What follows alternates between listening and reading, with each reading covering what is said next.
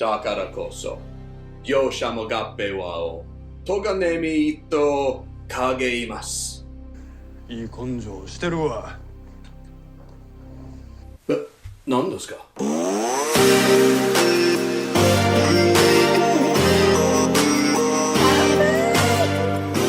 Welcome to Alcohol and Anime Night, the show that gets you drunker, the show that gets you fatter, and the show that realizes that pants are totally overrated. Tonight we are finally going to check out a classic show, Strike Witches. And because it's a little chilly out, we're also going to check out a new sake, the Black Imayo Tsukasa Super Dry Junmai sake. And it comes in an awesome black bottle, so we'll be checking that out a little bit later.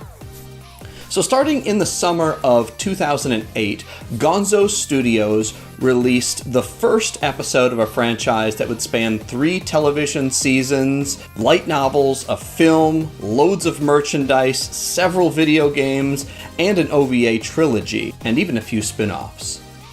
That was all after its successful magazine and manga appearances, of course. Imagine an alternate 1940s where instead of Nazi Germany becoming the threat, an interdimensional species called Neuroi suddenly becomes something that the entire world needs to unite against. And don't you dare imply that these creatures are anything like the angels from Evangelion. How dare you? In order to combat this new threat, countries from around the world joined forces to form a joint strike team of young girls with latent magical abilities. Technology called Strikers is developed to amplify their power, which also gives them the ability to fly, thus the Witches moniker. Strapped with light machine guns, anti-tank rifles, and even missile launchers, the ladies from the 501st Joint Fighter Wing take to the skies to defend Earth. Did I mention that they grow cat ears and a tail whenever they use their magical abilities? Did I mention that none of them are able to wear pants? Straight away, you might want to know why the pilots grow cat ears and a tail and don't wear pants. And I can promise you that answer will never come. I can also promise you that you won't care because the show is just an absolute blast.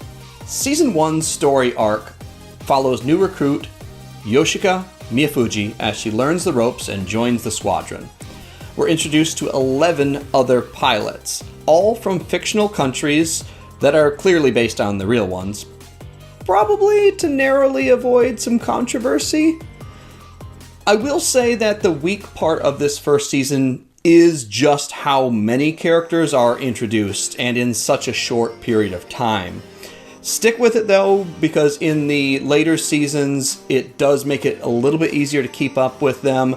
Where it really gets fun though is that each of them is based on a real-world ace pilot and wield an iconic historical weapon from their respective nations. Gun geeks like me will cream over the historic iron these girls handled better than Rambo. You'll see both Browning M1919A6 and the M1918A2, the BAR.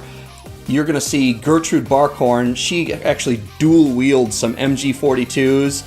The Type 99 that is used by the main character Miyafuji and her boss lady Mia Sakamoto. It's not strictly speaking an accurate, but it is based on the cannons that were used on the legendary Zero, which is pretty cool.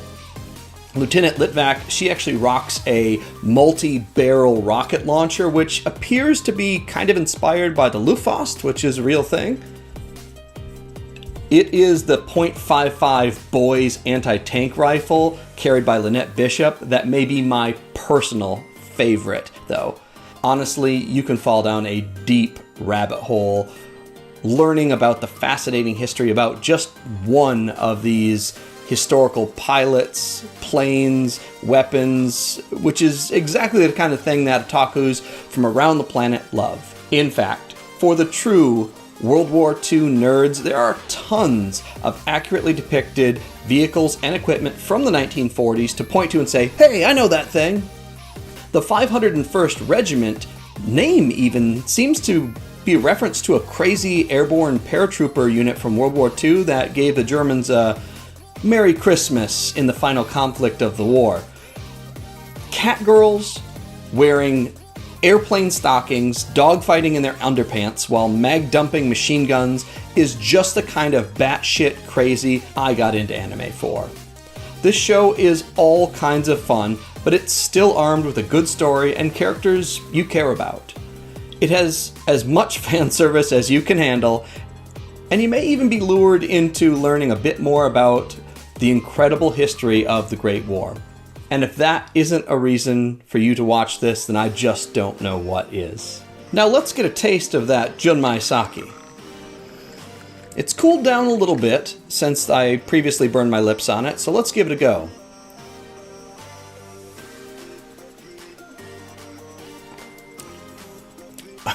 Yeah. Wow, that's really good. That is exactly what you need on a cool day, sitting by the fire, sitting in a hot tub, sitting in a hot spring, whatever you can get. This warm sake, this is it. So pick this one up wherever you can. It comes in multiple sizes, but I definitely recommend it. Thank you everyone for watching. We are now trying to get to 300 subscribers, so if you enjoyed what I do here, please drop it a like, subscribe, tell your friends, and please comment below. I love to hear what you guys say. Our commenters here are the best. They're super nice, and I can't wait to see you again. Until next time, kanpai.